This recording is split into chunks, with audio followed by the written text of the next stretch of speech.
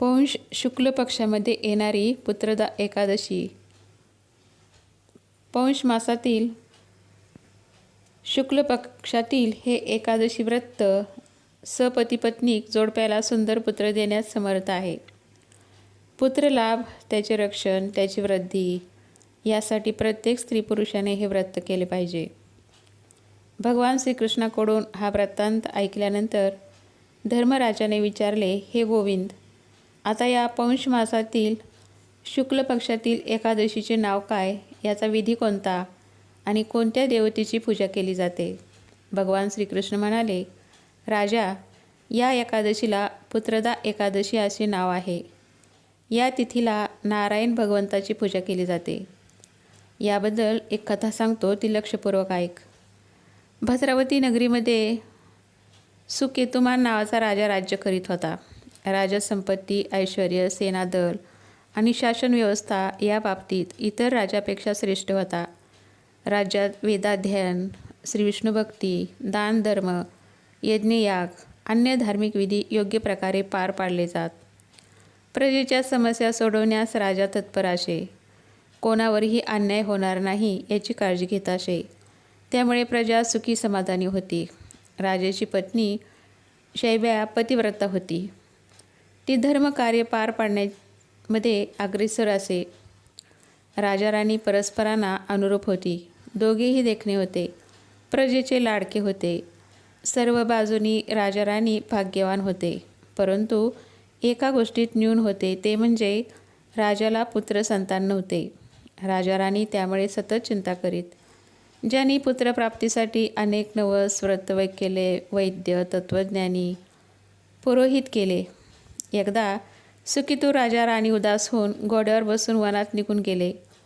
राजवाड्यातून वनात गेले तरी त्याच्या मनाची व्यथा कमी झाली नाही. राजा मनात विचार करीत चालला की आपण किती यत्न केले, ब्राह्मणांना स्वादिष्ट भोजन, दान दक्षिणा भरपूर दिली, तरीही आपल्या वाट्याला हे दुःख का यावे? तानेने व्याकुळ राजा पाण्याच्या शोधार्थ इकडे तिकडे फिरू लागला. थोड्या दूर अंतरावर राजाला एक सरोवर दिसले. सरोवरात असंख्य कमळे फुलली होती. सारस, हंसपक्षी पाण्यात विहार करीत होते.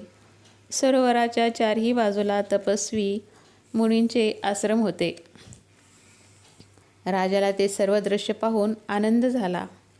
तो घोड्यावरून उतरला आणि मुनींच्या जवळ जाऊन त्याने त्यास साष्टांग नमस्कार केला.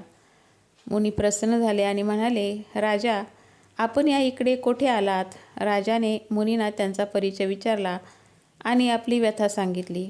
मुनी म्हणाले, राजा, पुत्राची इच्छा करणाऱ्याला पुत्र देणारी पुत्रदा एकादशी व्रत तिथी आहे. आम्ही विश्वदेव आहोत. या सरोवराच्या पाण्याने स्नान करण्यासाठी येथे आलो आहोत. आज पुत्रदा एकादशी आहे. आज एकादशी व्रत करणाऱ्याला त्याचे फळ मिळते. हे ऐकून राजाला आनंद झाला. त्याने मुनींना विनंती केली की पुत्रदा एकादशीचे व्रत कसे करावे हे विधीपूर्वक सांगावे, म्हणजे माझ्या जीवनातले दुःख दूर होईल, जन्म कृतार्थ होईल आणि या सेवकावर कृपा होईल. प्रधानावर राज्यकारभार सोपवून केवळ ह्याच एका इच्छेसाठी आम्ही उभयता वनात आलो आहे. ऋषी समूहातील एक ज्ञानवृद्ध ऋषी पुढे आले व ते म्हणाले, राजा, तुझी व्यथा आम्ही ऐकली. आजचा दिवस चांगला योग आहे. तुझा भाग्योदय जवळ आला आहे, म्हणून तुझी आमची भेट झाली. आज पौष शुक्ल एकादशी आहे. तुम्ही उभयता हे व्रत आज करा. आम्ही वेदमंत्रांनी तुमच्यावर अभिषेक करतो. आमचा तुम्हाला आशीर्वाद आहे. असे म्हणून ऋषींनी त्यांच्यावर वेदमंत्र म्हणून पाणी शिंपडले. आशीर्वाद देऊन ऋषी निघून गेले. राजा राणीला दिलासा मिळाला. त्यांनी श्रद्धेने विधियुक्त एकादशी व्रत केले. द्वादशीला त्या व्रताची पारणा केली. मुनींना नमस्कार करून ते आपल्या राजधानीला परत आले. त्याच महिन्यात राणीला गर्भधारणा झाली. 9 महिन्यानंतर त्यांना सुदृढ, सुलक्षणी, गुणवान, रूपवान पुत्र झाला. राजाचे सर्व दुःख नाहीसे झाले. राजपुत्र मोठा झाल्यावर त्याला योग्य असे सर्व शिक्षण दिले. तो सर्व विद्येमध्ये पारंगत झाल्यावर राजाने त्याच्यावर राज्यकारभार सोपवला व स्वतः तपस्येसाठी घोर अरण्यात निघून गेला. राजपुत्र पुढे यशस्वी आणि प्रजापालक चक्रवर्ती सम्राट बनला.